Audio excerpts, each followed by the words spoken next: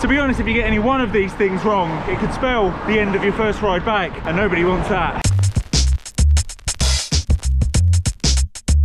Good morning and welcome to a ride that has weather that isn't really conducive with the topic that I'm going to be talking to you about today, which is very unfortunate because although it is very grey, wet and dreary at the moment, the weather has been warming up here in the south of England, and that means that some of you might be thinking about getting back on your bike for the first time this spring. So I thought it might be useful to talk about the things you need to consider before dragging your bike out of the garage for the first time this year and going on your first ride. But for now, I'm actually running late to the group ride, so if you'll excuse me, we'll talk about that in a second, once I've got to the lads.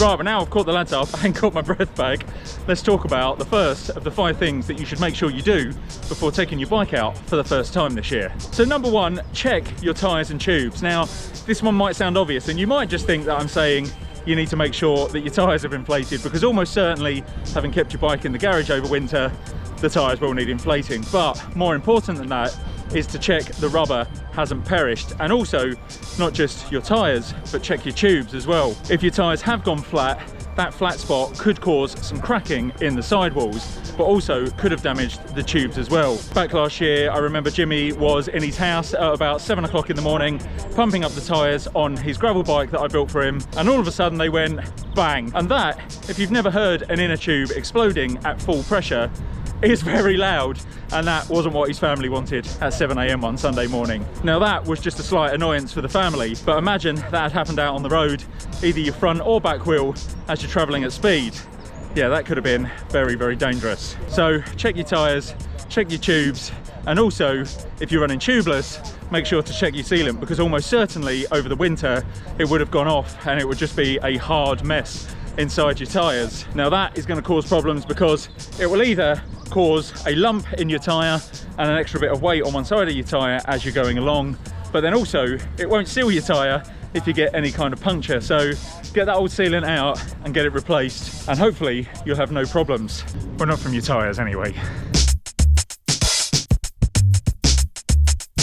Number 2 is to make sure to clean and lube your chain properly. Now, if you fully prepped your bike before you put it away at the end of the summer last year, that might not be such a problem, but let's be honest, the best laid plans of mice and men, life gets in the way and it doesn't always happen. And if your bike has been sat in a garage, that might get a little bit of damp in it, and let's be honest, in the UK, most garages will get a little bit of damp. Very few of them are completely weatherproofed. There's a chance that your chain could be a little bit dry and rusty, and a dry, rusty chain means a slow and noisy ride. So make sure to clean your chain thoroughly, and if you can, take it off completely, give it a good wipe down, make sure you get all of that old oily residue off of it, and then give it a complete re-lube to make sure that it's nice and smooth, no rust, and more importantly, no noise. That was something I didn't do last year, and my chain was extremely noisy, which seemed to annoy my friend Zolly quite a bit.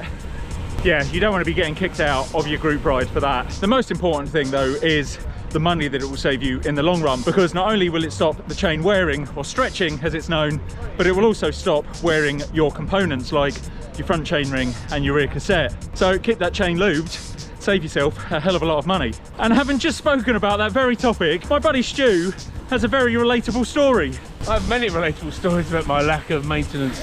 Yes, I took my Brompton out for the first time in ages. I do have like a little bike shed, but it's not particularly watertight or airtight, and I got it out and the chain was what can only be described as orange. And also the swinging out bits, the hinges when you pull it all out, and so I might be getting, would WD-40 be a thing?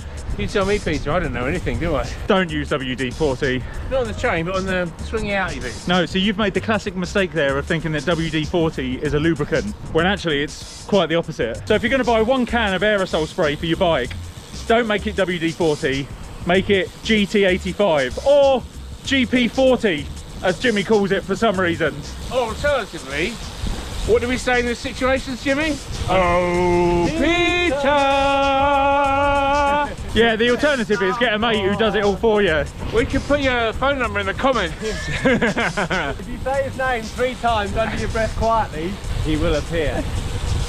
So there's another point I didn't think of, which is if you own a folding bike, make sure to lube up your hinges as well, because yeah, as Shu found out, they can be a bit stiff. But yes, don't leave your bike in an outside bike store all winter and think that it's going to be absolutely fine to jump on and just ride.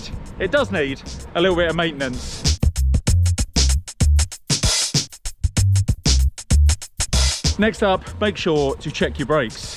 Now, for rim brakes, that means you need to check that your rims aren't dusty, that they haven't picked up a coating of dust over the winter, and also to make sure that the pads are still working properly.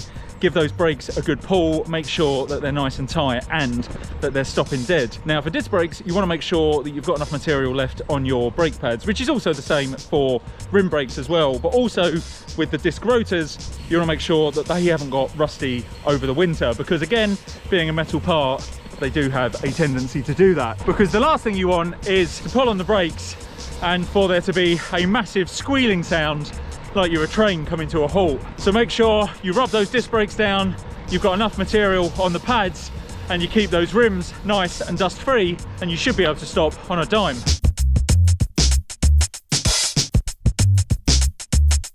Number 4, dress for spring's mood swings. And it's quite apt that this one comes up now, because as much as it was grey, misty and miserable this morning, with a little bit of rain in the air as well, it has to be said, the sun is now trying to come out. It has brightened up a lot and it is 10 degrees, which is very nice. So preparing and having the right gear for this time of year is absolutely crucial. And by the right gear, I mean lots of thin and light layers that you can take off and put on as required. Now in the summer, 10 degrees as it is right now is weather that I would ordinarily go out in just a single layer, but I chickened out a little bit this morning, so I have got 3 layers on. I've got a short sleeve jersey, this merino wool layer, and then this merino wool gilet as well. But that's absolutely fine, because all of these layers can easily be taken off should the temperature get up too high and I start to get a bit warm. But as well as that, I've also got this small light packable rain jacket that, as you can see, packs down really nice and compact and just fits in a rear jersey pocket. So should the rain decide to come, and just as I say that, it does start spitting, I have got a waterproof layer that I can throw on to stop myself getting cold and wet. So yeah, typical spring. We've got the sun trying to burst through the clouds up there and then spots of rain. Welcome to England. Right, well, given that it has just started to rain, this is going to turn into a bit of a smash fest to get home now. So let's get back home and talk about the 5th and final thing that you need to make sure you do before going out on your first ride this year.